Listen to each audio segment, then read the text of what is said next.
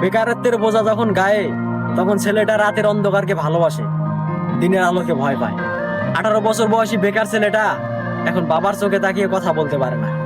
এজন্যই দীর্ঘদিন থেকে একসাথে বসে খাবারটাও খায় না। এক সময় স্বপ্ন দেখতো, আর এখন স্বপ্ন দেখায়। বাস্তবতার ধাক্কায় জীবন কতটা পরিবর্তন হয় একমাত্র 18 বছর বয়সী বেকার ছেলেটাই শেখায়। ঘরের বেকার ছেলেটা ঝোল হিসেবে বাবার শরীরে রক্ত পান করে, আর ভাত হিসেবে বাবার শরীরে মাংস চিবায়। হঠাৎ করে নিজের কাঁধে দায়িত্ব দেখে হতাশায় পড়ে যায়। বয়সন্ধিকালে শারীরিক পরিবর্তন ঘটে, বইয়ের মাধ্যমে আমাদের শেখানো হয়। তবে জীবন পরিবর্তনের গল্প কেন উল্লেখ হয়নি? ব্যক্তি নিজেকে কেন বুঝতে হয়? কাকেই বা প্রশ্ন করি, উত্তর তো আর মিলবে না। তবে তোমরা ছোট যারা রয়েছো, বেকারত্বকে হেয়ালি মনে করো না।